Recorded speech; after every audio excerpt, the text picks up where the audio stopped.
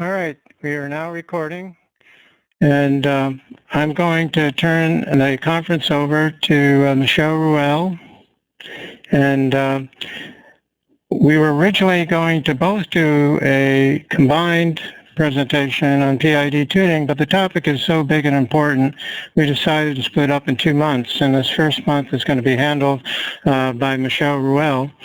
And I've done 3 different control talk columns with Michel Ruel over the years. He has a lot of application experience, particularly now in the mining industry, but it's been across a bunch of different industries. And so a lot of practical experience that will come into play, and should be a lot of good information. And there will be audio video recording of this made available to you. So thank you everybody for being present today for this webinar. As Greg said, we decided to split the webinar in 2. We had too many slides, too much info. So I will do the first part, and you will have a PDF of this, so I won't go in details. You will see that I have silver hair. That means many years in plants. That's why they are silver and not gray. Like I like to say, it's different, not the same. So the agenda for today is, first, what is loop tuning? And before we tune, what do we need to do? I will present 3 methods plus auto-tuners, then some tips and tricks, conclusions, and questions. And before we start, I like to say that the last thing to do when you are in a plant and you have a problem, the last thing to do is tune the loop. Because if the loop was working fine on Monday, and Tuesday it's not working fine, it's not a tuning issue. It's probably an equipment or a process issue. So you need to be careful. Tuning the loop is the last step. So what is loop tuning? Is it a pain? Is it an art? Is it a science? Is it a mystery? I prefer to say that it's more opportunity. We will tune a loop to reduce variability, to ensure that we are not sending oscillations downstream in the process. In fact, we will manage variability, meaning that we need to send a disturbance somewhere, but at the right place. We need to reduce interaction. We need to remove oscillations. We will optimize our loop to improve quality, increase production, to reduce the additive consumption, and so on. In fact, we want to do better. So optimization, a very simple definition is use your assets at their maximum. And loop tuning is part of it. So the right steps usually are, does it work? So that's why you need to test the equipment. Is it used? You need to go back and discuss with operations. Is it stable? We tune the loop so the loop will be stable, but we will also tune the loop to ensure that it performs. So I have here the flow loop 101. So very simple flow loop. And what I will do here, I will present what could happen, what could go wrong with a very simple loop. And later we can do another webcast webinar on tuning multiple loops, cascade, feed-forward, constraints, interacting loops, and so on. Today I will discuss more loop by loop. So the first thing that could happen is you could have too much noise. And the difference between noise and disturbances, I will come back to this later. Noise is so fast that the PID controller cannot handle noise. A disturbance, PID controller will fight it. So I will come back to this later. So you could have fooling, you could have a tuning issue, you could have too much variability, you could have the loop is not in its highest mode. If the loop should be in cascade, it should be in cascade. If the loop should be in auto, it should be in auto. The last mode we want the loop is in manual mode. Is it in service? Is it in control? Do we have the operator manipulating the set point and the mode all the time, which usually is a sign that there is a problem? Do we have saturation? Do we have non-linearities, especially with valves and dampers and variable speed drives? Do we have backlash? Do we have friction? Do we have oscillation? A control design problem, process design problem, disturbances coming from other loops or other parts of the process? The process model, is it constant or changing continuously? And finally, do we have interaction? Every time you have a loop to tune, you should have all of this in mind. The impact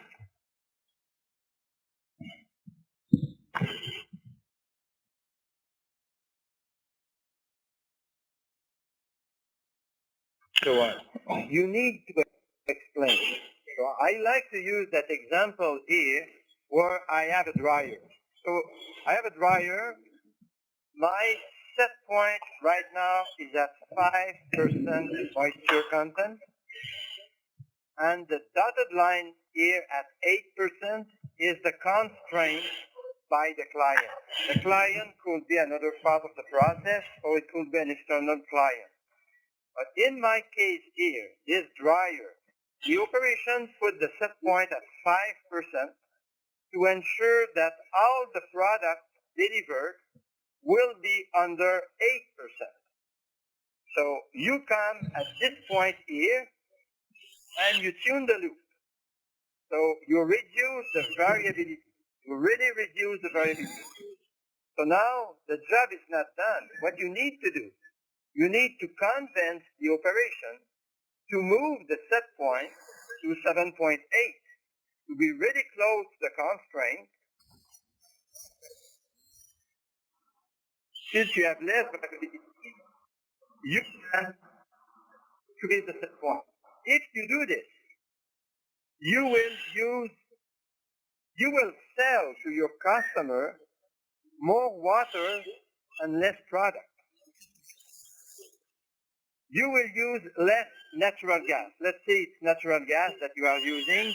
You reduce the movement on the valve, good for the valve, maintenance reduction cost, and you will use also less natural gas. So optimizing the loop is not just tuning the loop. It's to bring the set point at the right place and ensuring that over time you will have that low variability. So you need to explain this. And I have been in that field for 40 years, and I always have to re-explain this to management operation. That's why we tune the loop in this case here. So troubleshooting the loop now. Remember that all the elements in the loop must be functional. So why will it become unstable? Maybe the process is different. Maybe someone changed the configuration in the positioner or the DCS. Maybe you have plug line where you could have cavitation. So the last thing to do is to tune the loop. What you need to do is troubleshoot first, fix problem. So then you need to decide with the operation what they want. Do they want to go to set point quickly? Do they want to remove a disturbance quickly? Do they want this to be so slow that it will wait for another part of the process? You need to discuss first. And then you need to troubleshoot all your equipment, and you need to collect data, and I like to do before and after. So you need to observe for process nonlinearity, valve friction, valve backlash, oversized valves, oscillations from other loops. For example, if you see a loop going back to steady state, and you observe that it's very aggressive tuning in this case here, plus you will observe that the period of each cycle is longer and longer and longer. This is a sign that we have backlash. hysteresis, or an backlash, or an deadband. Another example here, you have 3 set point changes, and you observe the behavior of the loop. This is the PV in blue. This is different for this set point change and this set point change. So that loop is non-linear. And when you tune a loop, or you tune for the worst case, or you add, like in this case here, we will just add a characterizer between the DCS and the valve to characterize the valve so the process will become linear. Third example, this is from a refinery. You observe that the PV in blue is oscillating all the time. It's almost a square wave. And you observe that the controller output in green is like a sawtooth. This is a sign of stiction. You will tell me it's not that big. If you look here, the change is not that big, but you send that oscillation downstream in the process, and it will induce oscillation in other loops. So in process control, oscillation is never a normal condition. So what you do? So, or you have a software detecting all this stuff. It exists. So we have software to detect backlash, stiction, linearity, and so on. Or you do bump tests by hand to determine what happens in the loop. For example, this is a very simple backlash test. You open the valve, you open again, and you go back. So the valve is going exactly where it was before. The process should do the same. If the process does not come back at the same value as before, you have backlash. Can we tolerate backlash? Not a lot. When you are driving your car, if you have 5-10 degrees of backlash in the steering wheel, your driving won't be elegant. So in process control, we don't like backlash. We can live with a small amount of backlash, but Greg will discuss next month about near integrating and integrating process. And in an integrating process, backlash is really a pain. You cannot live with it. Now, stiction. How do we detect stiction? So you do a large bump, and then you follow by very small bumps until you see movement in the process. Like in this case here, the first bump, the process moved. Second bump, third bump, fourth bump, fifth bump did not move. This is stiction. If you go in the process control book, you will see definition of stiction, and stiction, you cannot live with it. If you have stiction, you have oscillation. Symmetry, go up and go down, and if you have a different model going up and going down, it means that your process is not symmetrical.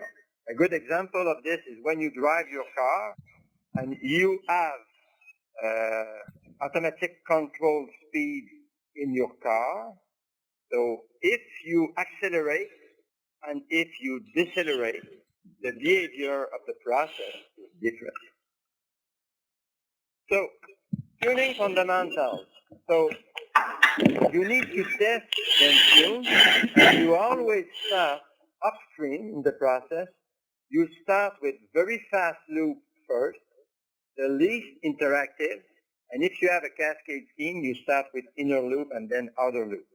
But you always start with fast and least interactive loops. And while you do this, if you have interacting loops, what you do, you put all of them in manual mode if operators agree, maybe not, or you detune interactive loops so the response will be really slow, and then you tune your loop one by one. And if you have interacting loops tuned with the same dynamics, same settling time, you know that at one point they will start to fight and you will have oscillation. So our motto is, it cannot be at the same speed. They need to be at different speeds. If you need aggressive tuning and you need them at the same speed, you will have to use decouplers, meaning each loop will inform the other what it is doing. It's like feed-forward to cross out between the loops. So you have 4 parameters to adjust: the filter, P, I, and D. And the big boss is the proportional. Filter is present to reduce the impact of noise. Integral is used to bring back the loop at set point. Derivative is used to help on loops with slow dynamics or loops with many time constants. So the derivative will help trying to use the actual trend to detect, to trying to know what will happen in the future. But the big boss is the P. So really tuning a loop is finding the right proportional. The others will follow easily. Now, first method, very simple, is trial and error. So very time consuming, especially with slow loops, but it's still, I'm sure, the most popular method in science because you need absolutely nothing but your mind, passion, and do not for the operator or chicken wings because the operator will not like this when he plays with the system. So what you do with trial and error, you try to replace the actual tuning parameters by the most appropriate. And you do this by trial and error. So first thing to do is find the right filtering. You need a very small filter, but you probably need one. So what is a small filter? Your filter should not slow down the dynamics of the loop. So, and I will come with tricks for this later. And then you find the right proportional ringing after a disturbance or after a set point change, the appropriate behavior. You remove integral, you remove derivative, and you select only proportional. If you have too much or not enough proportional, your loop will oscillate. If you have the right amount of proportional, you will have the appropriate behavior. If you have aggressive tuning, it means that you will go back quickly to set point, but you will have some damp cycling in it. If you have less aggressive tuning, you will go nicely to the set point, but it will take time.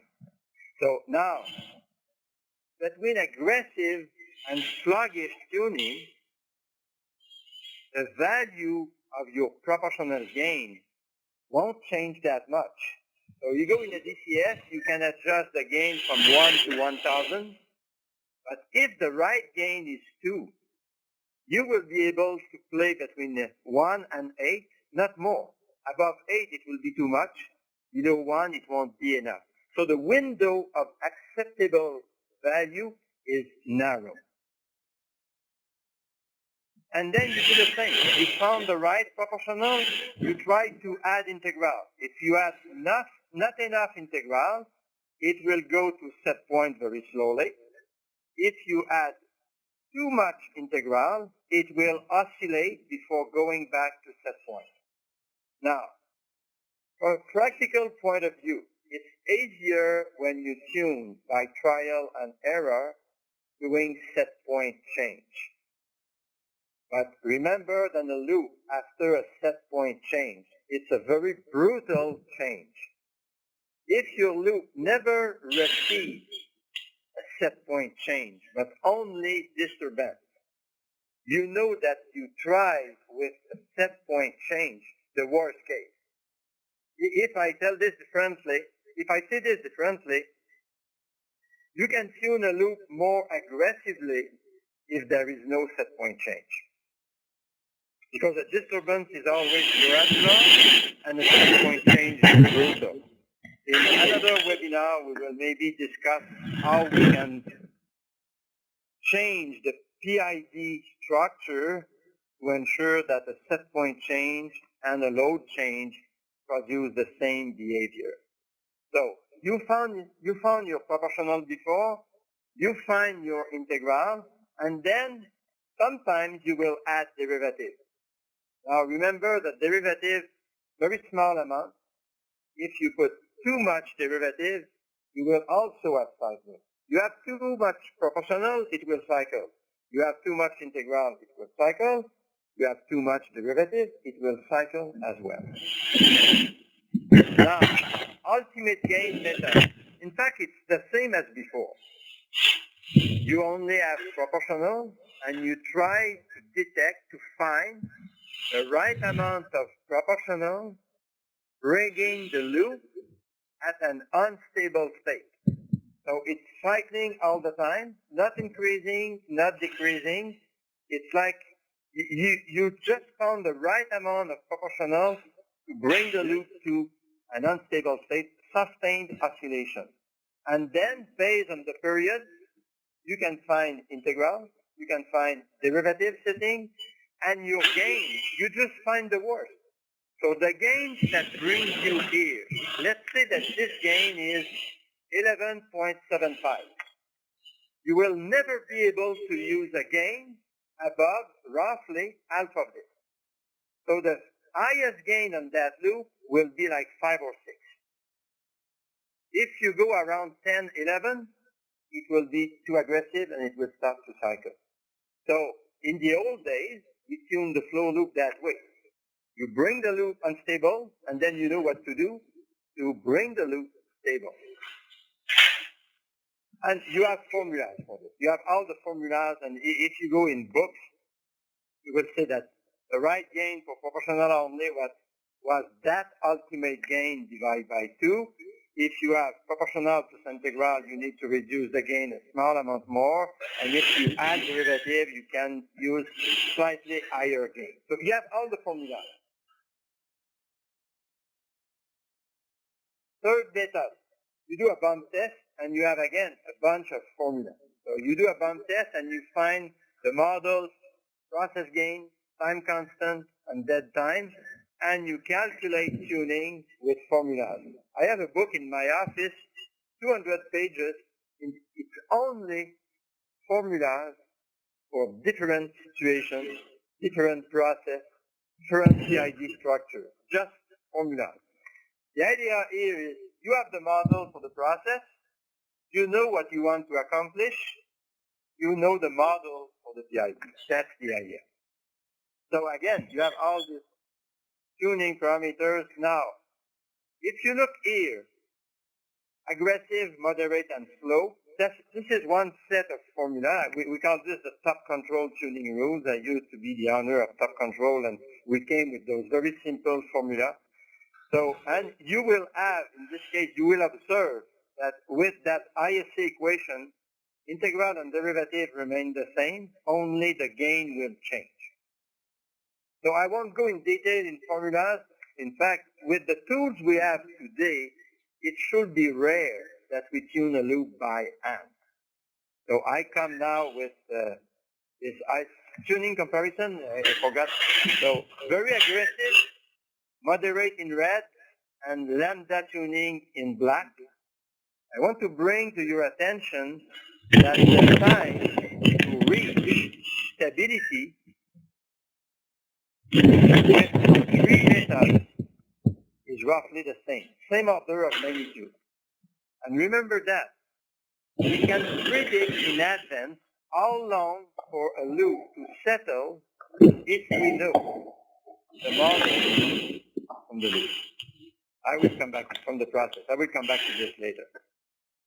So now, we have a bunch of formulas. Greg wrote books, I wrote books, and we have a bunch of those formula in the book. Just go in the book and you will find a lot. And just Google and you will find a lot as well. So now, next part of this webinar is how do we use modern tools to tune loops. So what we need is collect data. So it could be any mean will do. Then we have analysis tool, and then we have tuning tool. And I will present two of those today. The supplier is not really important. All of them work, are very good. Some of them are more time consuming. Some of them use frequency domain analysis. Others use time domain analysis. They all work. In fact, it's very easy to tune a loop in a simulator. It always works. When you are in the plant, it's a different story. And I was telling Greg this morning, we were talking, and right now I work in a plant, and all the valves are pinch valves. And a pinch valve, from a control point of view, is a very bad final element. Characteristic is really bad, so you need to play around it, and your loop won't be so simple because you don't have the right valve to do it. So this software, they have a bunch of tools, for example, to calculate the characteristic you need to add between the PID and the valve to ensure that the process will be linear. You can always calculate this by hand, but with this software, you have all the tools to do it. So you can do everything by hand. The software, what it will do, it will help, it will be faster, and more importantly, you don't need to do bump tests. When you go and see an operator and you explain to the operator that it took all morning to stabilize this process, and you come and you say, I am the expert coming to tune your loop, and I will produce a bump in your process. He will look at you and he will say, are you crazy? So with the tools that I will present here, we can have like a deter signal on the set point or on the valve, and this small change on the output or on the set point is enough to disturb the loop and capture the model. So when we tune a loop, we want the model from the process. To get that model, we need to send a signal to the process, to the valve or the VFD, and observe how the PV reacts. So with these tools, we can send like noise on the valve, and that's enough to capture the model. So then I go and tell my operator, I say, while you are eating my donut, I will explain that what I will do. I will connect to your process. I will just change slightly the set point by 1 or 2%. We will do this for 5 minutes or 5 hours or all the night, and then I will come back, capture the model, and tune the loop.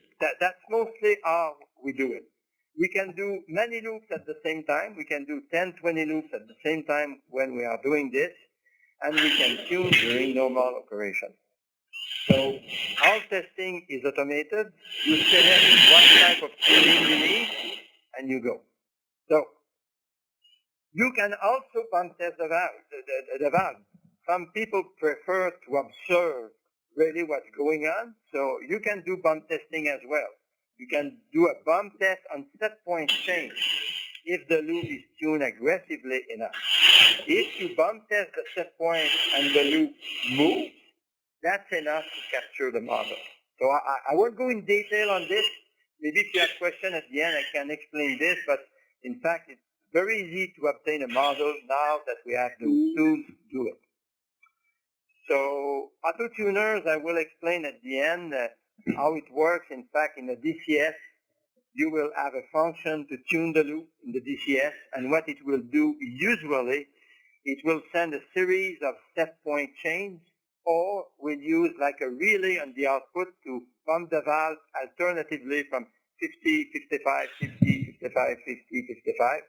All those auto-tuners, they work really well if the loop is so simple that a bump test will do.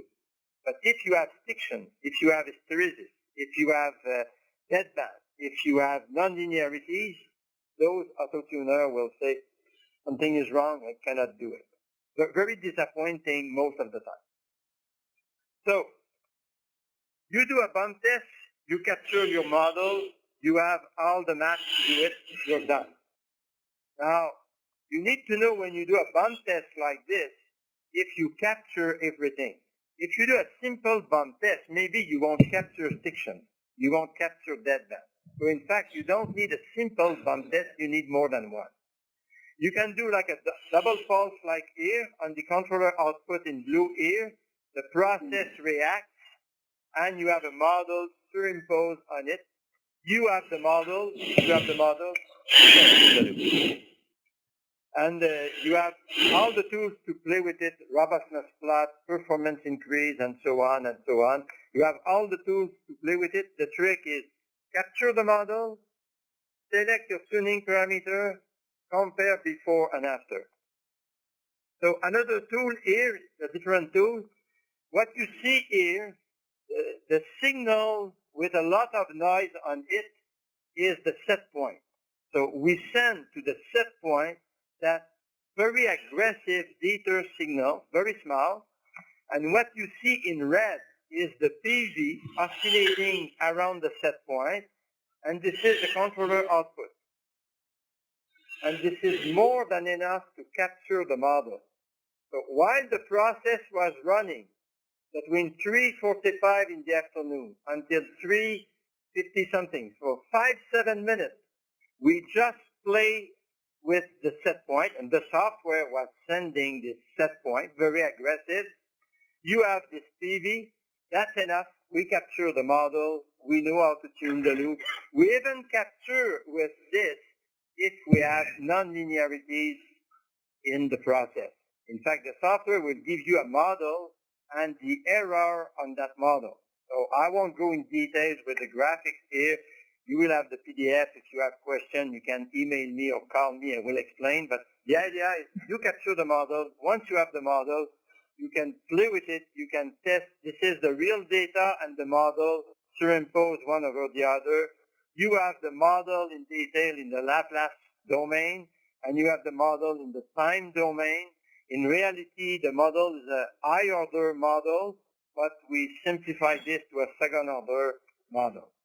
So you have a model. Now you can play with the process without interfering on the real process. And if you have many loops interacting together, you tune and you capture the model on all those loops at once, at the same time.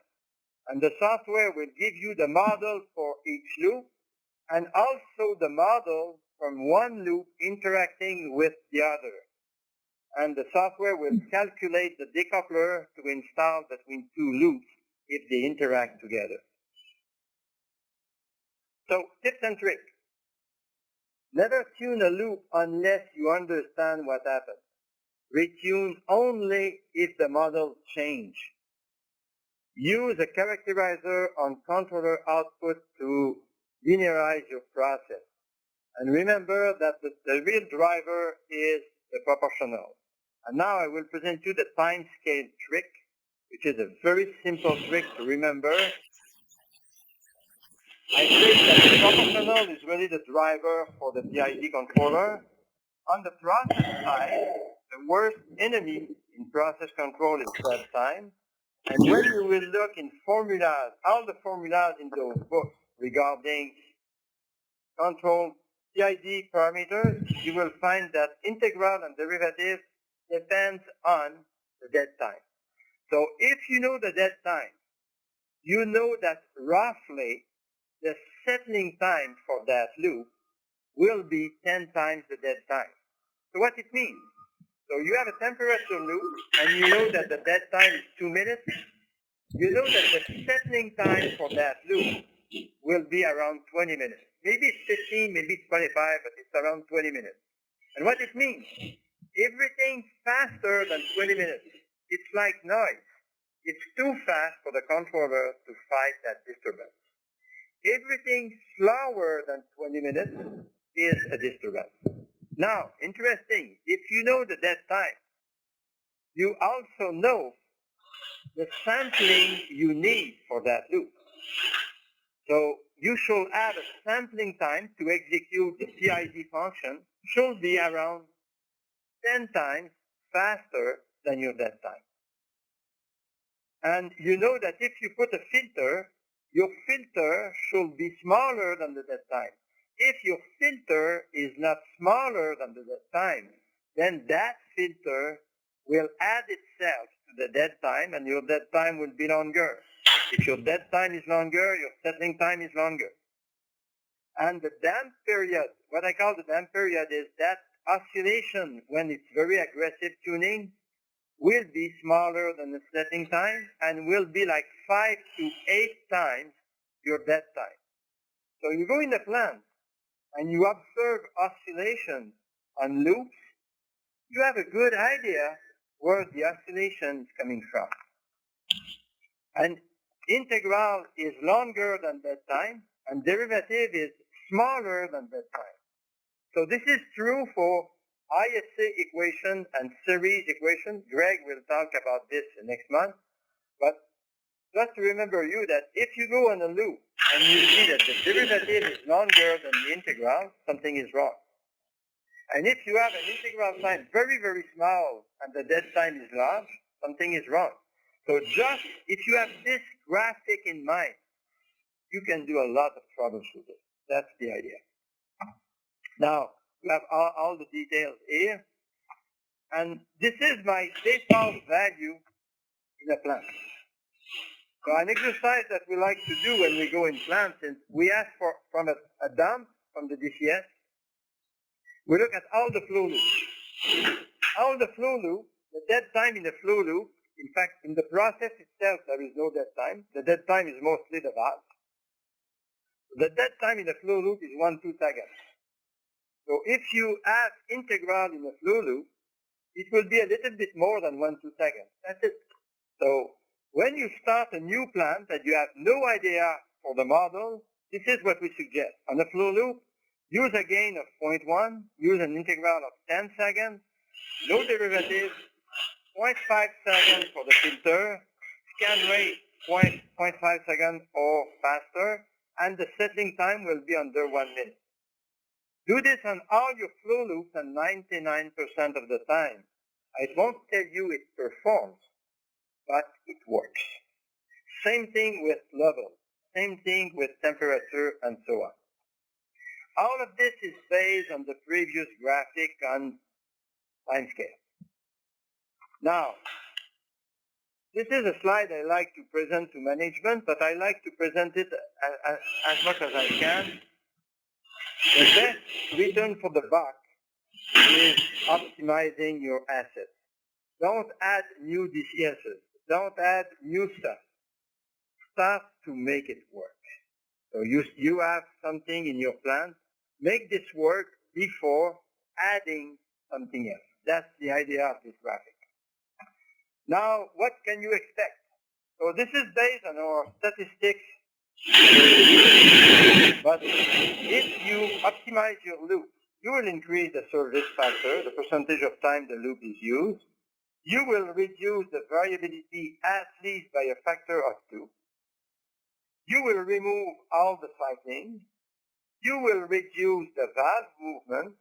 You will improve performance and robustness. Definition, very simple definition of robustness is if something happens, does it remain stable or not? That's a very simple definition of robustness. Quality will improve, efficiency will improve, throughput will improve, energy will decrease, maintenance costs will decrease, and so on. The number I use when I prepare a proposal or I discuss with management, any plant that I went in the last 40 years, you optimize your loops, you have a benefit of 2%. If it's enough to pay for your time, go with it. That's very simple. It's probably more, but it's at least 2% improvement. So if you do a project and they tell you we use 10 million chemical additives per year, if you tune all the loops, you will reduce the consumption by 2%. 2% of 10 million, it should pay for your week, probably. That's it. So my plan was to use 40-something minutes. Well, there. I have time now for questions. Greg, you start with a question, or one of the protégés will start with a question? Hi, this is Hector. I was wondering if when you get a noise loop and you have your proportional will be reacting to that noise, then what is best if you think you have enough filter, and what I've done is reducing the proportional to avoid the PID to have those little kicks on those noise, but what would be the best way to correct for this? So the first to find that filter that you can afford. And what I'm saying this is, if you put too much filtering, you will slow down the loop. But maybe you prefer to slow down the loop slightly and reduce the actuator movement. So one of the things that I hate in process control is like adding deadband or that kind of stuff. I prefer to use the right filter. Now, if you add a filter small enough, it won't reduce the performance. If the filter is too big, you will have to review the tuning parameters because you slow down the loop, you increase the deadband. And in fact, in some cases, in some DCSs, they offer you a filter moving average, first order, and second order. And when they offer second order, some of them have the Butterworth filter, so the filter that can reduce the most the noise in the loop without adding too much dead time will be the Butterworth filter. Does it answer your question? Yes, it does. Thank you. Okay, good. And I'd add, based on experience I had at Monsanto, is that in some cases where you know the process response is slow and you have fast noise, we've used a velocity limit or a rate limit block to say anything faster than what the process truly can respond is got to be noise, and screen it out without adding in a lag.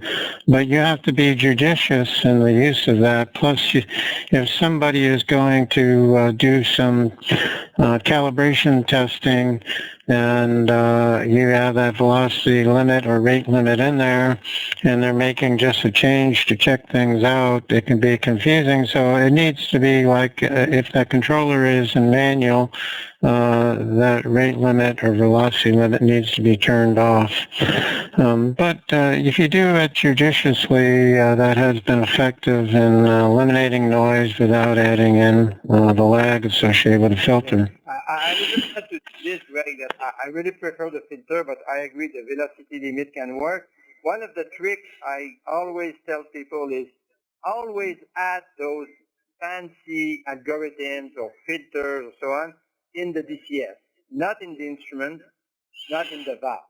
The main reason being that when you optimize, you will see those function blocks linked to your PID. If they are in the transmitter, you won't see it. If in the filter, you don't see it in the DCS.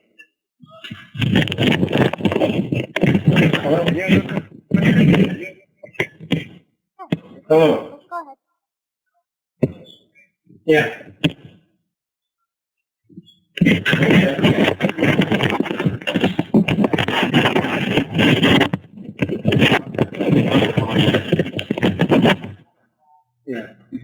Yeah.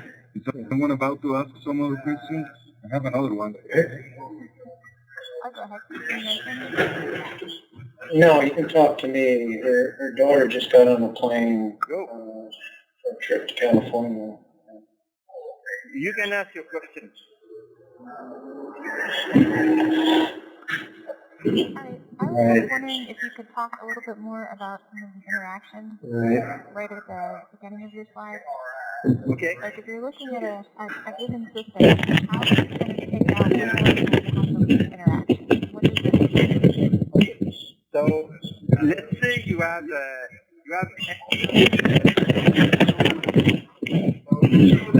if you open one of the valves, the pressure will drop. So you know that.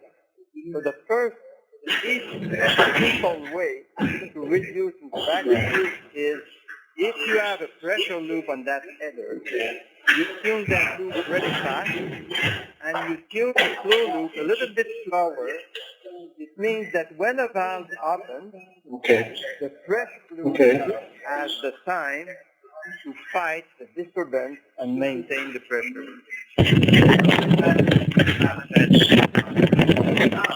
If your pressure loop is not fast enough, you can help the treatment is the anticoagulation as far as the circulation.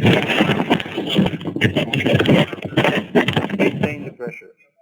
So interacting loops, if they are not at the same speed, it's not a big issue.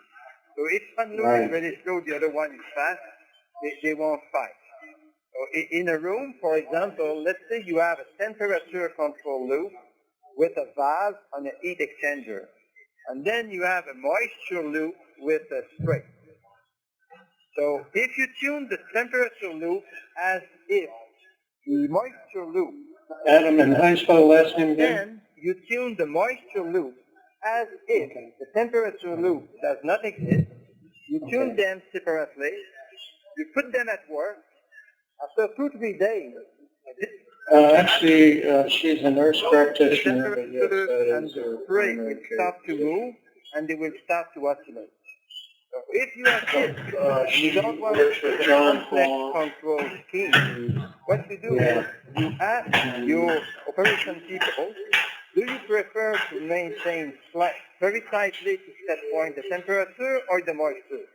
If they tell you the temperature, then you tune the temperature loop aggressively, and you tune the moisture loop very sluggishly. They will never fight. But one loop will perform better than the other. That's the idea. Does it answer it?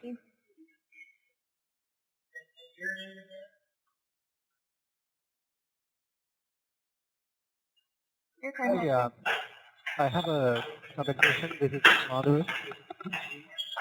I don't know. I guess at this point, did any of your medications change? In terms of the reset and the dead time for a particular loop.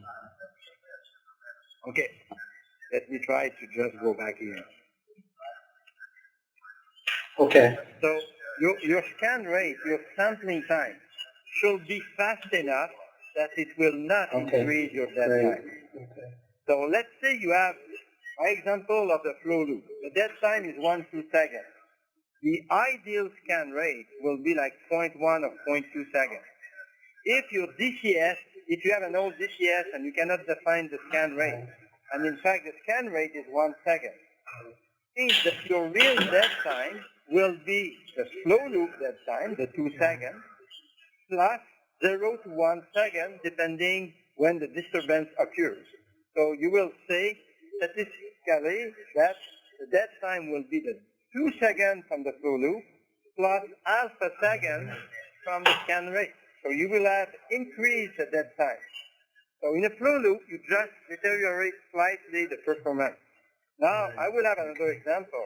In a compressor surge control, you need to move the valve really fast. If you have a scan time of 1 second, too late. And if you are concentrating the trajectory of a rocket, you probably are in millisecond or even in microsecond. So I would say you can forget, if you look at the slide right now, you can forget everything, but remember that they are all in the same order of magnitude.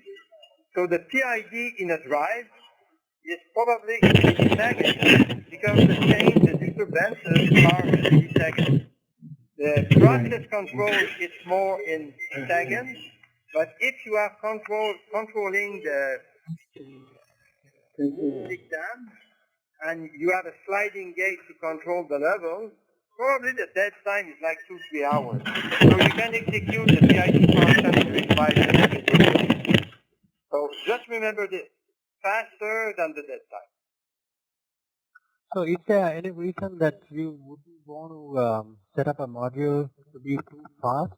Is there any situation where it's going to really hurt more than gain anything for the loop? I'm not sure I understand the question. Like, for example, we'll say maybe 2 minutes of a scan time is enough for the particular loop. But what happens if someone, sets the scan time for the loop to be like 100 milliseconds or something, really fast? So Is there any way that it can really hurt than really gaining anything out of that? most loops in a plant, scan rate of half a second is okay. You have probably 2-3 loops in your plant that the half second will hurt you. So you will want these 2-3 loops like surge control or pressure control on a furnace, or on a blast furnace, the pressure control is really fast. So those loops you will need to go faster. The others, half a second will be okay. And in some temperature loops, every 10 seconds will be okay. But most people will organize their DCSs so they will scan the block every second or half a second or 100 milliseconds. So it doesn't hurt that bad to execute too fast. But just you are on the road driving and you are with one of your friends and you turn your head to talk to your friend every 2-3 seconds. It's not that bad. But if you do this every second, your driving will become erratic. And if you do this all the time, then you are not driving, you are talking. And you will be toast if you see a moose or something, don't brake, it's too late, you are dead. So that's the same idea with process control. Okay, thank you. Any other questions? Hector had one, and then I've got one a little lighter, but let Hector ask his first, and I'll let that one. Yeah, my question is, at some point to the presentation, you mentioned that the process cannot support distinction. Distinction was not supported or well handled in a integral process. Why is this? Okay, so I will come back to driving again. So let's say you are driving your car and I play a dirty trick on your car. I just tighten the bolts on the steering wheel. And every time you want to turn the wheel, you need your 2 hands and all your effort to turn the wheel. So you start to drive on the road. I am sure that you will go slowly. You will be very careful. And you won't perform if you try to race with one of your friends. Because if you have friction, it means that you cannot really position a final element at the right place. You are always fighting to bring it back to where it should be. So what you can do if you have friction in a loop, the only thing you can do is saying, I will tolerate a dead band, and when I am in that dead band, I will let it go. So what you will do, you will have a dead band somewhere in your algorithm, and you will say, when I am within that dead band, I stop to move. Then you will remove the oscillation, but you won't be at set point. That, in fact, and the real trick, I won't go in details, but the real trick is you keep the proportional, but the integral, you put on the integral block a dead band. And you say, don't add integration in my PID function when I am close enough to set point. But if you tell this the management, they will stop to replace the valve, and they will ask you to put dead band everywhere. And you don't want this.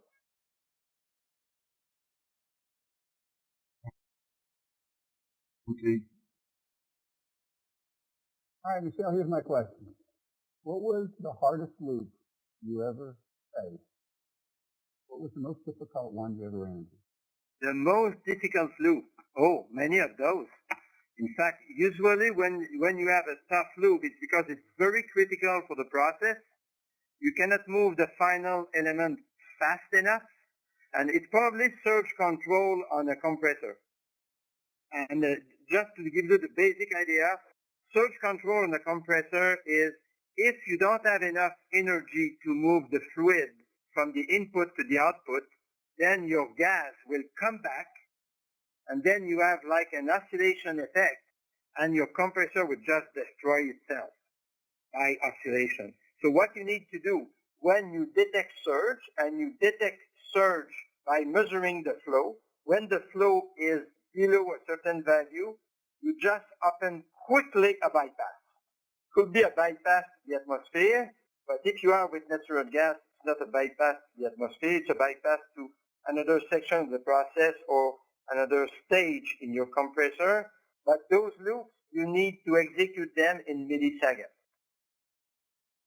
And it's tough to tune, it's not a linear process, and if you want to maintain the controller, the anti-surge control, you need to have very tight control and sometimes fancy PID algorithms. And I designed those algorithms in the past for a surge, anti-surge control, because the one from the supplier did not work well.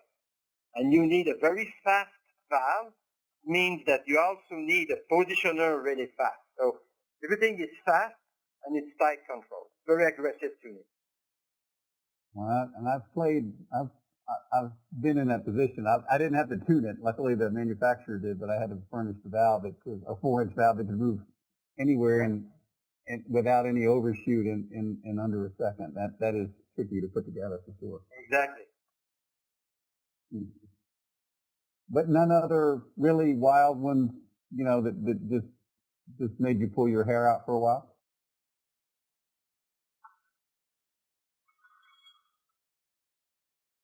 Or made your hair more silvery, as it were?